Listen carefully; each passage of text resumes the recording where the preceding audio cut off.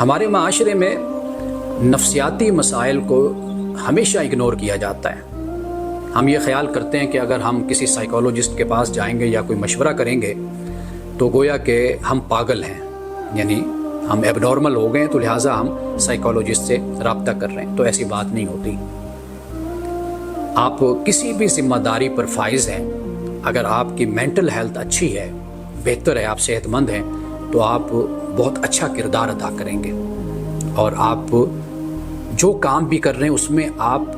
Result دیں گے، نتیجہ دیں گے۔ اسی طرح والدین کی مینٹل ہیلتھ بھی بچوں کی تربیت کے لیے بہت ضروری ہوتی ہے۔ یعنی والد کو ہم نے دیکھا ہے کہ وہ چڑچڑے پن کا شکار ہو گئے، ایک بچے نے ایک مرتبہ پوچھا، دوسری مرتبہ بات کی، یا کوئی بچے کی حرکت، کوئی اس کی عادت پسند نہ آئی،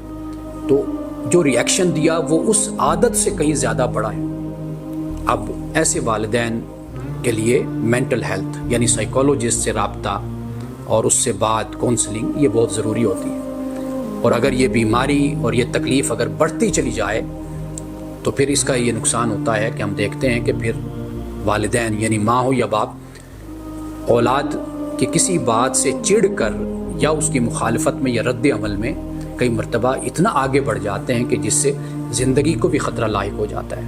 بڑے بڑے حادثات اور واقعات بھی رونما ہوتے ہیں۔ تو لہٰذا جو بھی بڑا ہے، ادارے کا سربراہ ہے،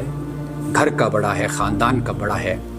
کہیں پر بھی کوئی بڑی ذمہ داری اس کے سپرد ہے، تو اس کی مینٹل ہیلتھ یہ بہت اہمیت رکھتی ہے۔